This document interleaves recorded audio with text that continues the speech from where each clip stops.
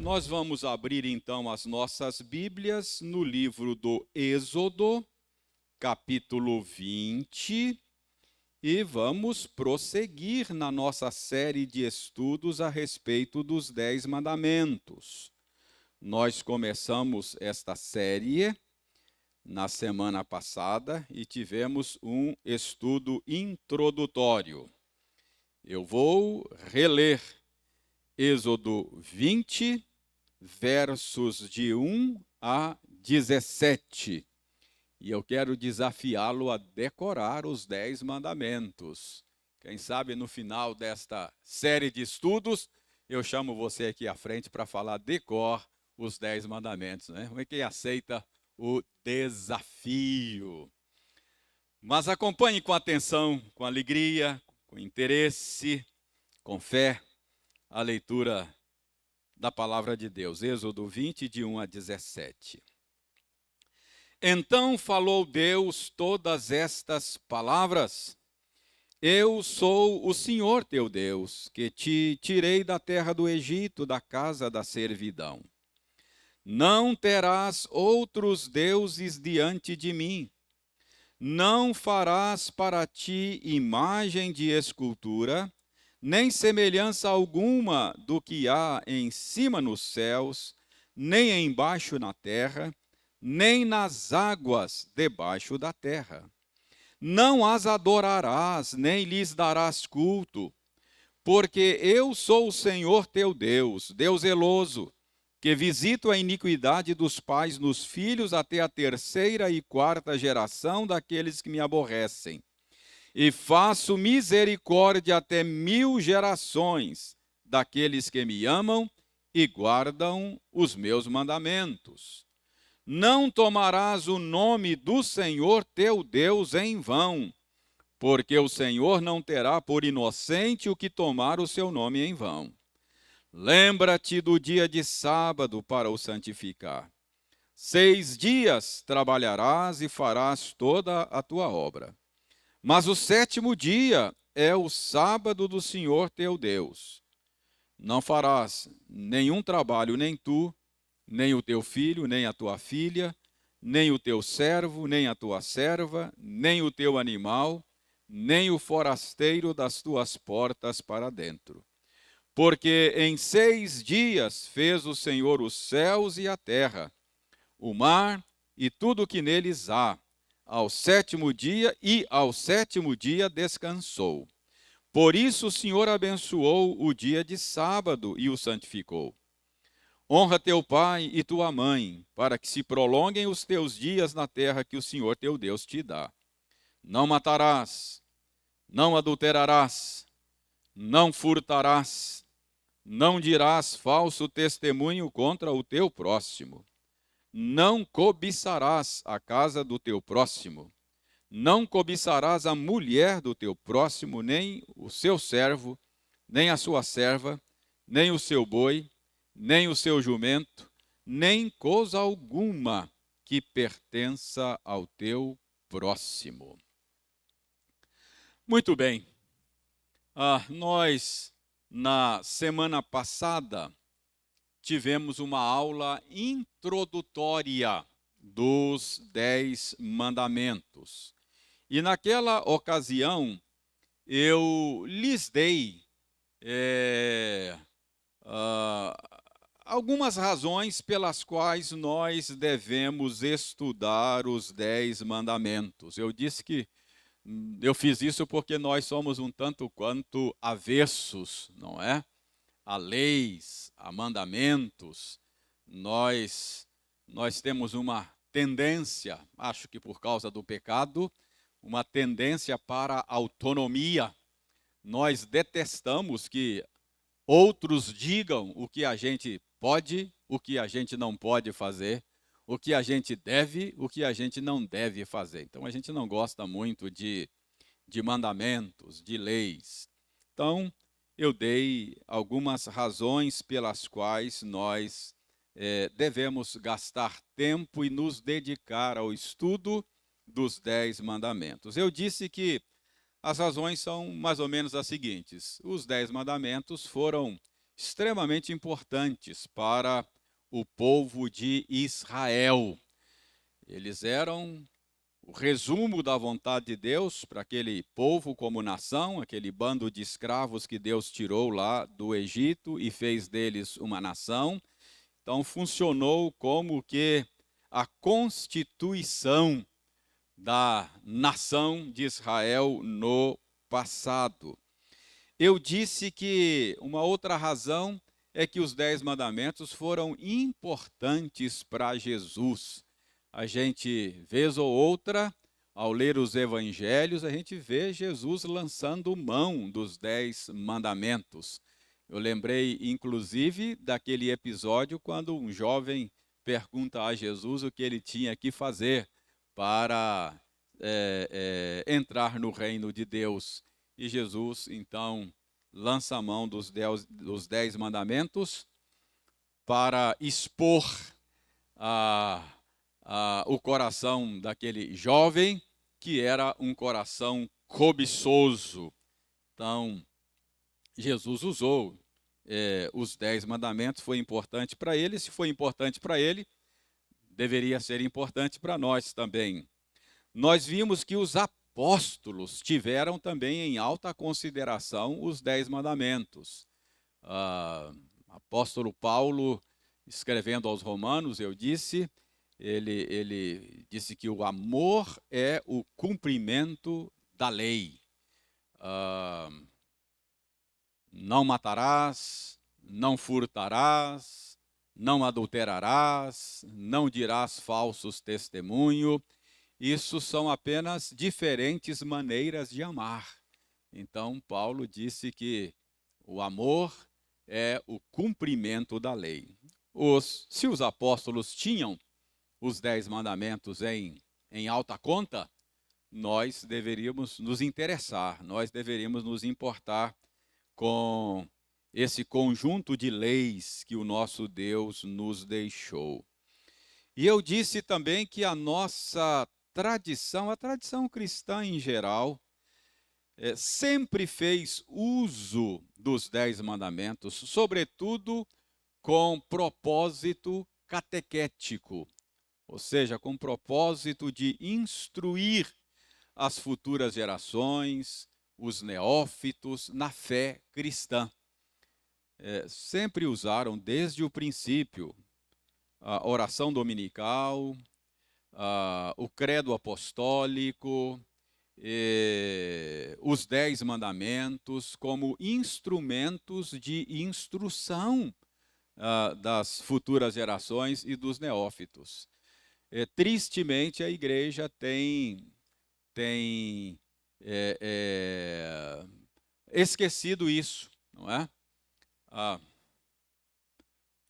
Não faz muito tempo, qualquer criança, quase jovem, adolescente, falava os 10 mandamentos de cor. Hoje, nem os adultos mais, não é?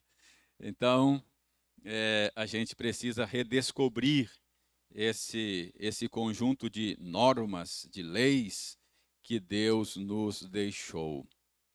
É a expressão da sua vontade para nós. E eu disse que a lei de Deus, a vontade de Deus para nós é a expressão do seu amor. A gente tem a tendência de achar que é a lei opressora, a lei acaba sendo um estorvo, um impedimento para que eu possa florescer e colocar para fora todo o meu potencial. Mas eu disse que não, eu disse que a lei de Deus é a expressão do seu amor e é para o nosso bem, para a nossa proteção. Então eu disse que os limites estabelecidos pela lei de Deus são como a legislação de trânsito, não é? Quando você tem aquelas limitações da legislação de trânsito, o propósito é a sua segurança. O propósito é que você faça a viagem sem maiores problemas. O propósito é que você consiga trafegar sem maiores dores de cabeça. Assim é a lei de Deus. A proposta é que você passe pela vida com menos arranhões possíveis, não é? Então, a lei de Deus é para o nosso bem e é para a nossa segurança. Então, eu argumentei longamente na tentativa de convencer vocês e estimulá-los a estudar os 10 mandamentos. E eu depois fiz um rápido comentário da introdução, não é? Do prefácio do Novo Testamento, dos 10 mandamentos. E eu lhes mostrei que lá naquele prefácio, onde Deus diz: Eu sou o Senhor teu Deus, que te tirei da terra do Egito, da casa da servidão, nós temos aí razões pelas quais nós deveríamos obedecer os 10 mandamentos. Primeiro, porque Ele é o Senhor, Ele é o nosso Criador, tem direito de estabelecer como nós devemos viver nesse mundo. Eu disse também que Ele não é apenas o Senhor, mas Ele é o Senhor nosso Deus. Eu sou o Senhor teu Deus. Então, não é um senhorio assim, despótico, autoritário, abusivo, odioso, mas é o Senhor teu Deus. É o Senhor que fez um pacto, uma aliança de amor e graça, não é? Conosco. Portanto, é um senhorio amoroso e que está muitíssimo interessado no nosso bem, no nosso florescimento, em que nós possamos viver uma vida de boa qualidade, uma vida abundante. Então, eu dei aí as razões pelas quais você deve obedecer os 10 mandamentos. Então, isso foi um resumo da aula passada, foi uma aula introdutória. Então, hoje nós vamos começar a ver os 10 mandamentos propriamente ditos. O primeiro mandamento. Qual é o primeiro mandamento? O primeiro mandamento está aí no verso 3. Dê uma olhada na sua Bíblia. Não terás outros deuses diante de mim. Simples, né? Muito fácil aí. Você, pelo menos o primeiro, já pode memorizar, decorar. Não terás outros deuses diante de mim. Mandamento primeiro. Não terás outros deuses diante de mim. Irmãos, antes de nos esforçarmos para entender o sentido, o significado desse mandamento, eu quero chamar a sua atenção para o fato de que é sintomático que Deus tenha colocado este mandamento em primeiro lugar. É sintomático que ele esteja aí no topo da lista. Antes de dar qualquer outro mandamento, Deus deu este mandamento: não terás outros deuses diante de mim. Isso é significativo. Primeiro, é significativo porque significa que este mandamento, este primeiro mandamento, ele é o fundamento de todos os demais mandamentos. Em outras palavras, a nossa relação com Deus é a relação mais importante na qual nós nos encontramos. Em outras palavras, esse mandamento, estando aí como o primeiro, significa que a relação nossa com Deus é a relação mais importante, é a relação mais fundamental para a qual nós fomos criados. A relação com Deus, o Deus é o eixo em torno do qual tudo mais na vida deve girar. Em outras palavras, se Deus não for o eixo em torno do qual a nossa existência orbita, em torno do qual a nossa existência gira, a nossa vida estará fora do esquadro. A nossa vida estará girando em órbita errada. O ser humano, ele é um ser teorreferente, ou seja, Deus é a sua referência última no universo. Deus é a nossa referência última no universo. Isso tem muitas implicações práticas. Muitas implicações práticas. Por exemplo, uma implicação disto é que tudo que nós fazemos, tudo que nós deixamos de fazer, a razão última, a razão principal para que nós façamos ou deixemos de fazer qualquer coisa é Deus e a sua glória. Não é isso que o apóstolo Paulo ensinou lá, escrevendo aos Coríntios? Quer comais, quer bebais, ou façais qualquer outra coisa. Qualquer, olha que expressão inclusiva e abrangente. Qualquer outra coisa que você faça, você deve fazer para a glória de Deus. Que é isso? Isso significa que você foi projetado para Deus, como o peixe foi projetado para a água.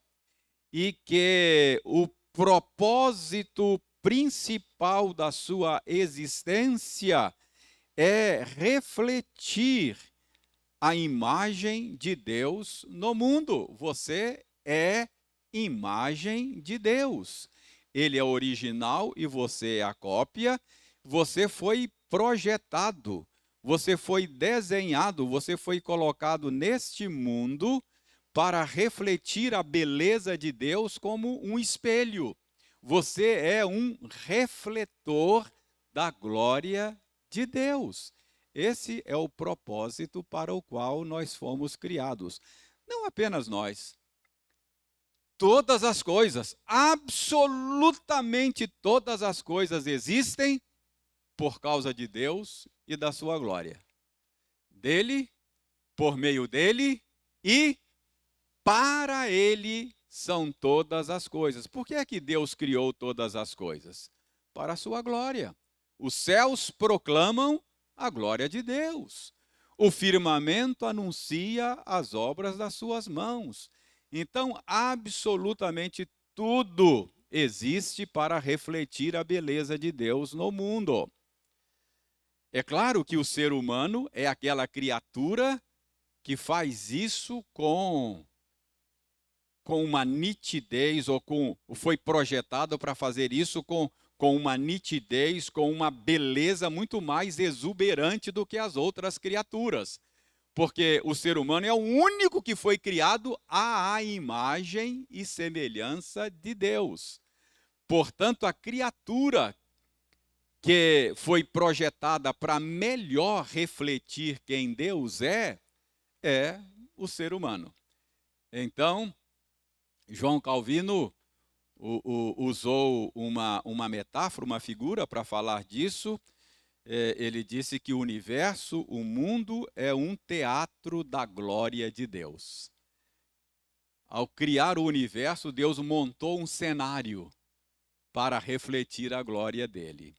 E o ser humano é aquela criatura que tem um duplo papel nesse teatro da glória de Deus. Ele tem um duplo papel. Ele é ao mesmo tempo espectador, ele é ao mesmo tempo um apreciador da glória de Deus e um refletor.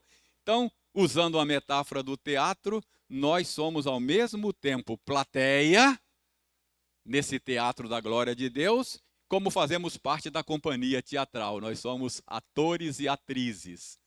Cada papel que nós desempenhamos no mundo é um papel para refletir a glória de Deus.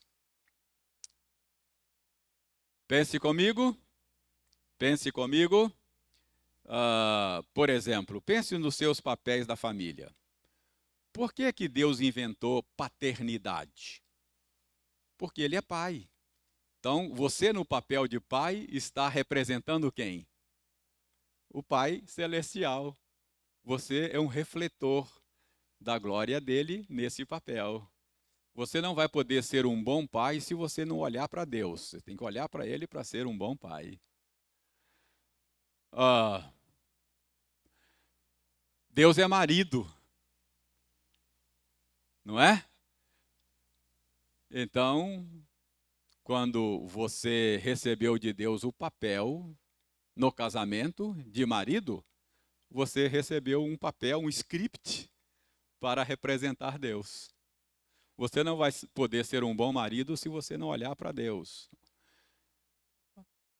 E olha para o Deus encarnado, que é o Deus visível, Jesus. Lembra que Paulo disse, maridos, amem as suas esposas como Cristo ama a sua igreja.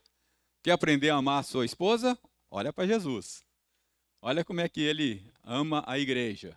E aí você vai tendo o script ali para cumprir bem o seu papel, para usar aqui a metáfora do teatro.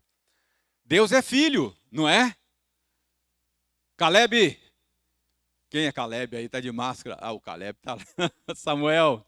Então você quer saber como é que desempenha bem o papel de filho? Olha para o Filho de Deus, olha para Jesus. Vê lá como é que ele cumpre o seu papel de filho, você vai aprendendo a ser filho. E vai refletindo a beleza dele, sendo filho igual ele. Entendeu? Esse é o X da questão. Bom, por que eu estou dizendo isso? Vamos voltar aqui para o primeiro mandamento.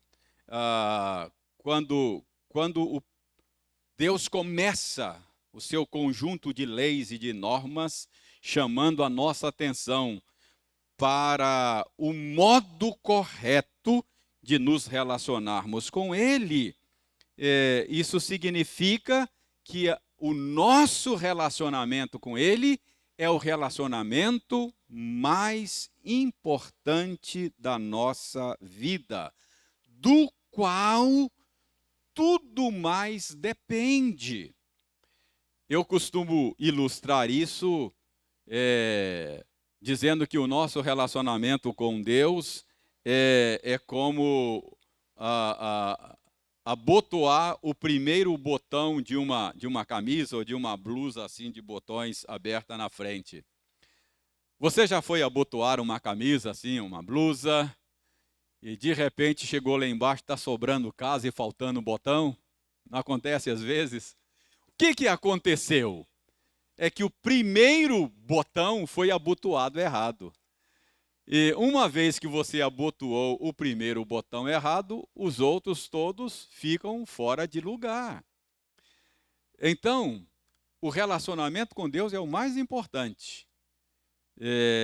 Se você ajustar, se você acertar o relacionamento com Deus, é como abotoar o primeiro botão corretamente.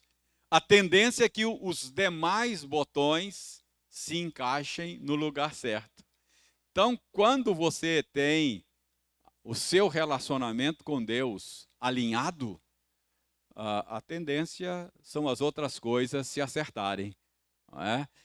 Mas se o relacionamento com Deus não estiver alinhado, a tendência é que tudo mais fique desalinhado. Então, o que eu estou mostrando agora são implicações de que o primeiro mandamento, não é? O primeiro da lista, trata exatamente do nosso relacionamento com Deus. E isso significa que ele é fundamental, ele é o mais importante, no sentido de que todos os demais dependem dele, tá? Então pense nisso, esse é muito importante. Ok.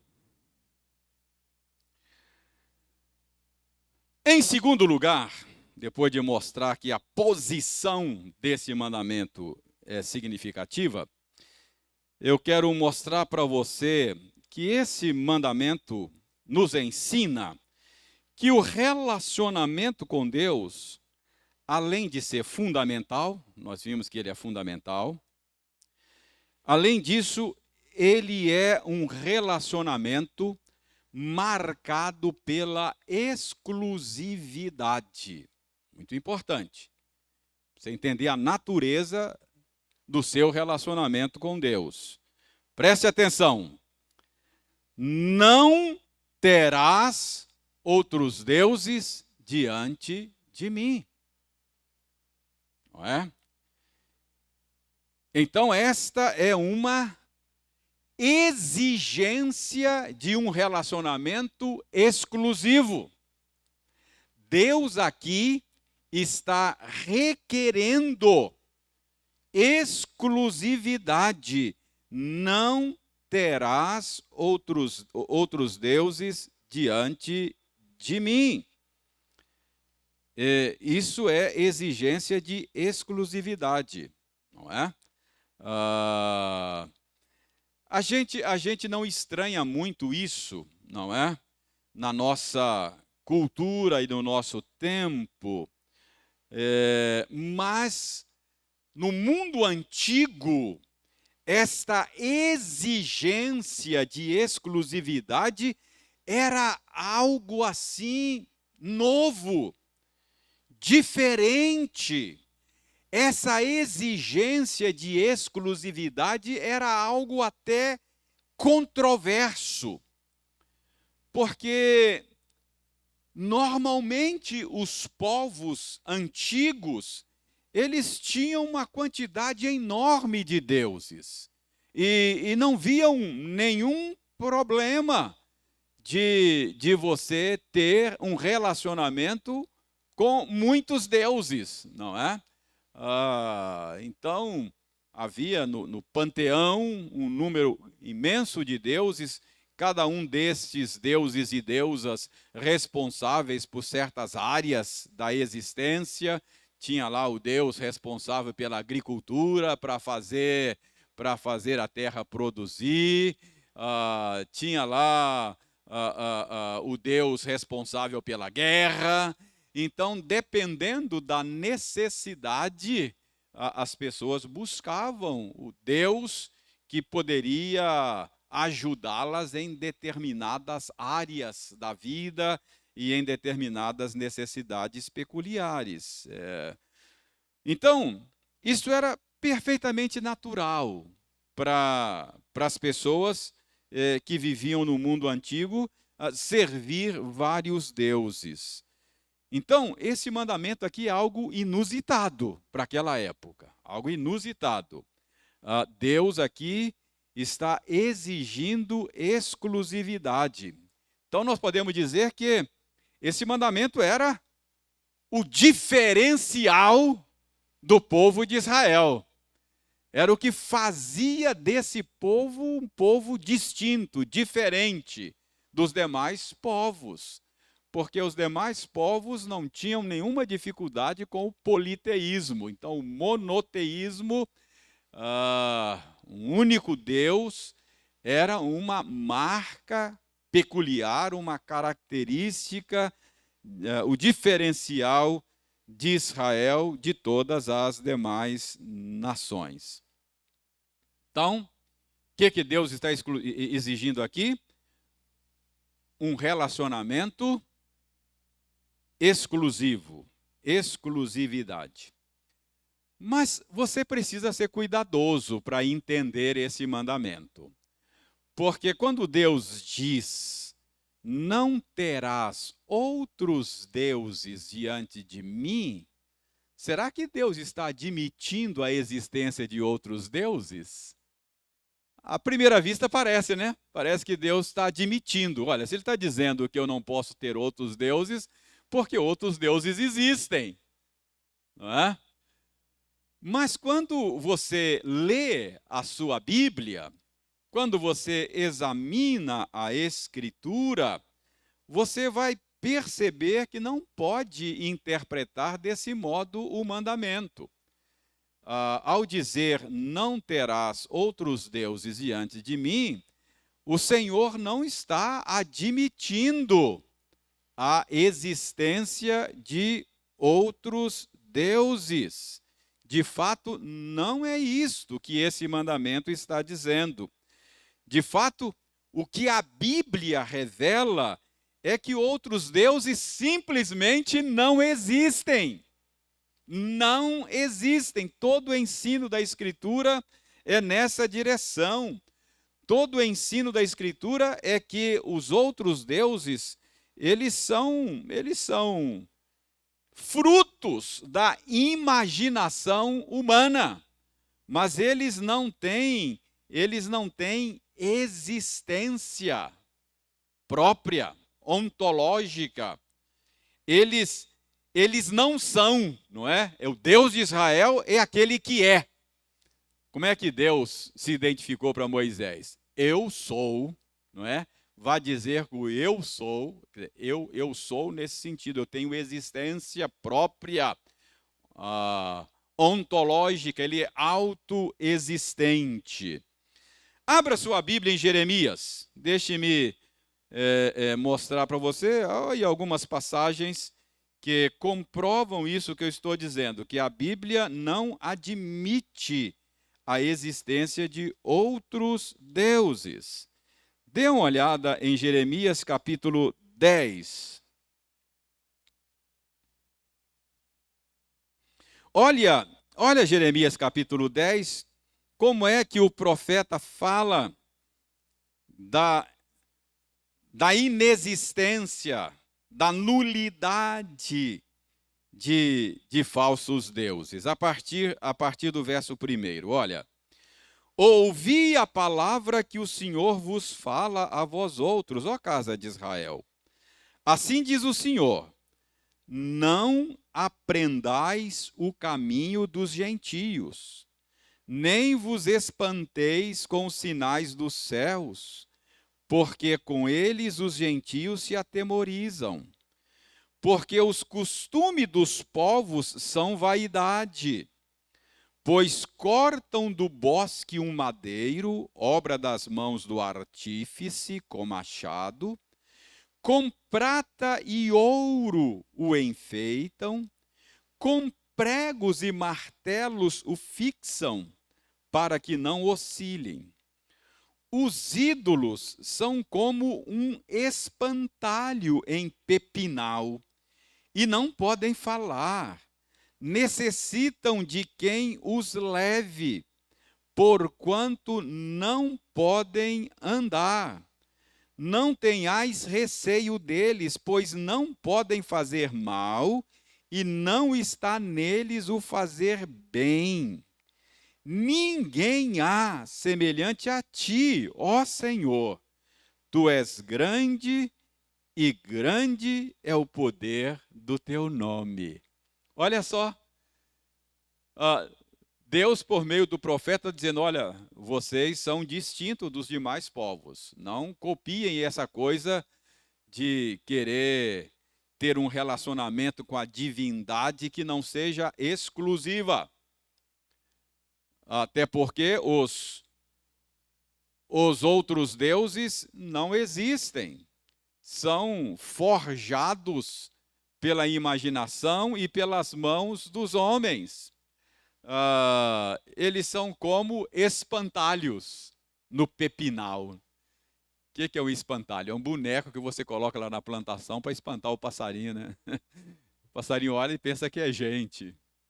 parece gente, mas é um espantalho, não é? O profeta diz, eles não podem fazer mal e não podem fazer bem. Não é nada, é nulidade. Então, esse é o ensino da Escritura a respeito dos falsos deuses, a respeito dos ídolos. 1 aos Coríntios, vamos ver agora um texto do Novo Testamento para comprovar isso. 1 aos Coríntios, capítulo 8.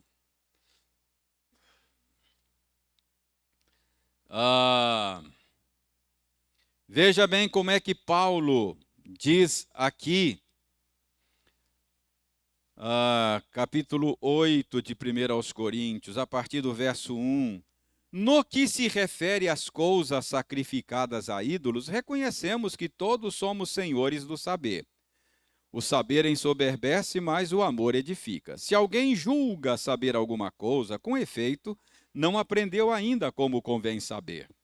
Mas se alguém ama a Deus, esse é conhecido por ele. No tocante à comida sacrificada a ídolos, sabemos que o ídolo de si mesmo nada é no mundo, e que não há senão um só Deus. Verso 5. Porque ainda que há também alguns que se chamem deuses, quer no céu ou sobre a terra, como há muitos deuses e muitos senhores, todavia para nós há um só Deus, o Pai, de quem são todas as coisas e para quem existimos, e um só Senhor, Jesus Cristo, pelo qual são todas as coisas e nós também por ele. Então, veja bem, Paulo está dizendo, embora haja muitas pessoas que chamem de deuses esses que não são deuses, para nós, outro Deus simplesmente não existe. Há apenas um Deus e Senhor de todos. Então, não há, o que eu quero que fique claro para você, é que não há no primeiro mandamento a pressuposição da existência de outros deuses. Pelo contrário, quando Deus diz, não terás outros deuses diante de mim, ele está simplesmente protegendo você do engano, do engodo, porque outros deuses não existem.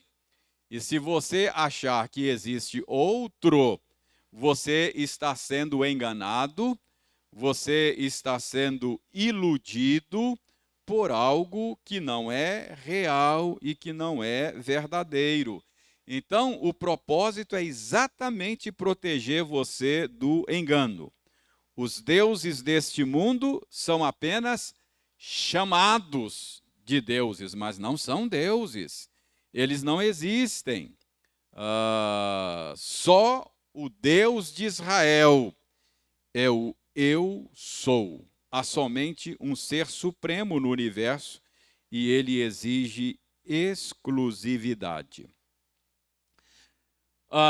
Não é difícil você perceber na Escritura esta exigência de um relacionamento exclusivo. Não é difícil você perceber.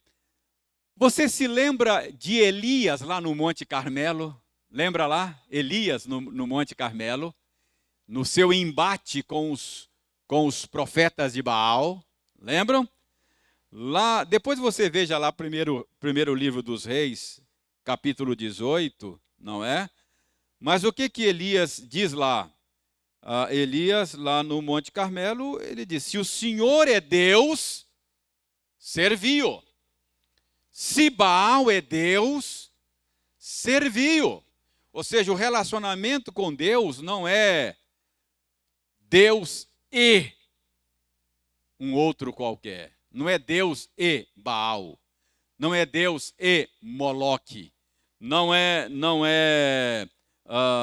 Deus e qualquer outro que pretenda ser Deus. O relacionamento é Deus ou Baal, Deus ou Moloque, não é? Lembra de Josué? Quando reúne o povo lá e diz, olha, vocês precisam escolher hoje a quem vão servir. Não pode ficar cocheando entre dois pensamentos, não é? Deus, Jeová e Baal. Não.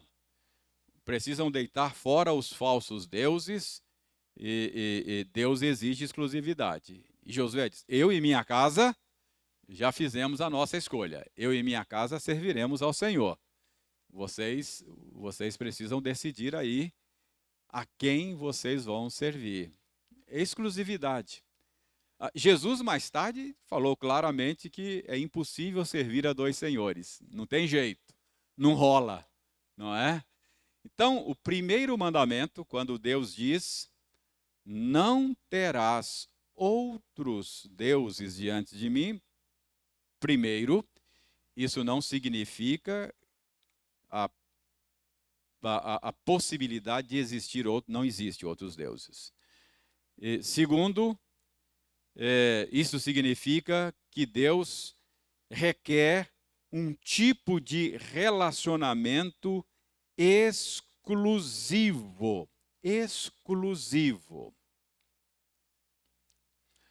Eu disse que tudo que Deus criou, Ele criou para revelar-se. Ele criou para que nós pudéssemos conhecê-lo melhor, não é? Tudo que existe é parte do cenário do teatro da glória de Deus, tá bom? Casamento existe. Por quê? Por que Deus inventou casamento? Casamento não foi inventado por sua causa, nem por minha causa. Casamento não existe por sua causa. Dele, por meio dele e para ele são. Isso inclui casamento, todas as coisas. Casamento é parte do cenário do teatro da glória de Deus. O casamento é a ilustração mais perfeita nesse cenário do teatro da glória de Deus para revelar, para ilustrar, para ensinar o modo como Deus se relaciona. Exclusividade. Casamento é uma instituição que nos ajuda a compreender a natureza desse relacionamento regulado pelo primeiro mandamento. O casamento nos ajuda a entender que tipo de relacionamento Deus exige. Exclusividade. Deixe-me ajudar você a perceber esse ponto aqui. Imagine que eu chegasse para Eliane, minha esposa, e na companhia de uma outra mulher, e dissesse mais ou menos o seguinte: olha, Eliane, quero te apresentar aqui a fulana. Eu a conhecia há pouco tempo. Ela é uma pessoa muito compreensiva, muito amável. Você vai gostar muito dela, sabe, Eliane? E eu gostaria de comunicar a você, Eliane, que ela agora vai fazer parte também da minha vida. Mas olha, Eliane, você não se preocupe. Você continuará sendo muito importante para mim. Eu continuo amando você, Eliane, como sempre amei. É claro, vou ter que passar uma noite por semana fora de casa, não é? Mas eu garanto, todas as demais noites em casa com você. Que tipo de reação você acha que a Eliane teria?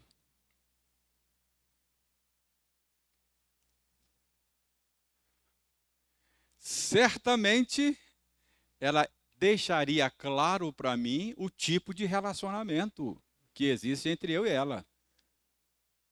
Ela sempre diria, ou eu ou ela. Não é eu e ela, é ou eu ou ela. E se a Eliane reagisse assim, eu imagino que vocês não iam dizer assim, mas a Eliane é tão incompreensiva, que intolerante a Eliane é. Olha só, ah, ele vai continuar, ela vai continuar sendo importante na vida dele. Ele vai passar uma noite fora, mas a maioria das noites da semana ele estará em casa. Será que você falaria assim da Eliane? Não. Eu acho que você ia dizer assim, Eliane está certa. Uma esposa que se preza tem que dizer ou ela ou eu. Não é assim que você ia dizer da minha esposa? Pois bem,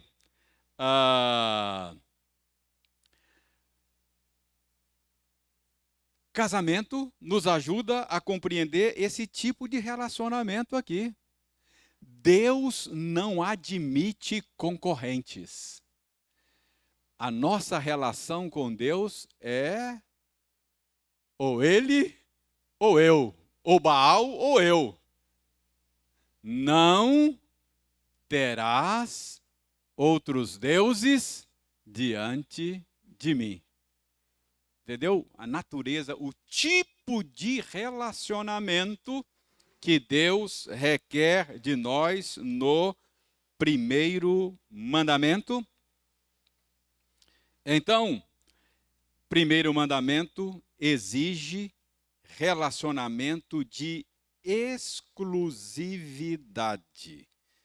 Deus não pode ser servido, Deus não pode ser adorado adequadamente juntamente com um Deus rival. Ele não divide, não é? Com outro o seu coração. Ele exige exclusividade. 8h30, eu iria mostrar agora, vai ficar para a próxima aula, que o primeiro mandamento requer também não apenas exclusividade, mas requer também prioridade, tá bom? Mas isso vai ficar para a semana que vem. Eu tenho uma visita pastoral marcada, então eu vou parar aqui. Alguma pergunta, alguma colocação sobre o que vimos sobre o primeiro mandamento? Primeiro mandamento significa que Deus tem que o primeiro mandamento ele é o fundamento de tudo, de todos os demais, e que ele é um relacionamento de exclusividade. Pois não, Sebastião?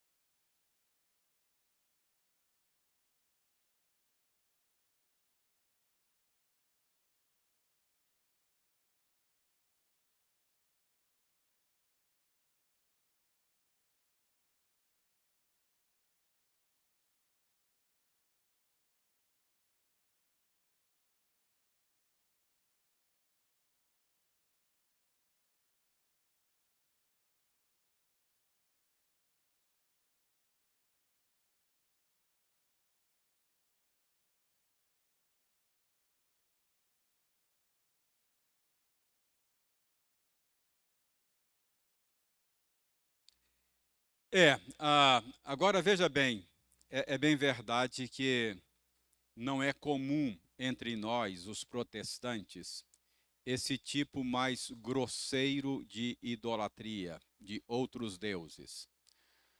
Mas na próxima semana nós vamos ver que há um tipo mais refinado de ídolos no nosso coração. Nós precisamos aprender a ler a Bíblia contra nós. A Bíblia é um espelho que revela o meu rosto natural. Quando eu leio a Bíblia me lê. Então nós precisamos aprender a nos olhar no espelho da Escritura. Não seremos muito beneficiados se nós simplesmente olharmos outros no espelho da Escritura. É olhar a mim para que eu possa ser corrigido pelo Senhor. Você está correto. Existem certos tipos grosseiros de idolatria que a gente não imagina um protestante adorando um ídolo forjado, esculpido em madeira ou forjado em bronze, ou coisa assim, gesso. Mas vamos ver que nosso coração fabrica ídolos invisíveis, diante dos quais nós nos curvamos e nos quais nós buscamos aquilo que deveríamos buscar no Senhor. Quando eu busco, por exemplo, no meu dinheiro, na minha posição social, no meu sobrenome importante, o senso de segurança, por exemplo, que só o Senhor pode dar, eu estou servindo a um Deus concorrente. Não é? Então, veremos isso, Sebastião, na próxima semana, se Deus quiser. Muito bem, vamos ficar em pé, vamos fazer oração e agradecer a Deus o tempo de estudos que tivemos. Obrigado, Senhor, por tua lei. Obrigado porque ela é lâmpada para os nossos pés, ela é luz para o nosso caminho. E obrigado porque hoje começamos a aprender que tipo de relacionamento tu exiges de nós. Tu exiges um relacionamento exclusivo. Não podemos agasalhar em nosso coração. Não podemos ceder a nossa alma a ninguém mais senão a ti somente. Nenhum Deus concorrente. Ajuda-nos a perceber isso. Ajuda-nos a compreender isso. Ajuda-nos, ó Senhor Deus, a tê-lo como o maior bem e o maior tesouro da nossa alma. Porque se o nosso relacionamento contigo estiver alinhado, a tendência é que todas as demais áreas da nossa vida se alinhem também. Nós oramos agradecidos em nome de Jesus. Amém.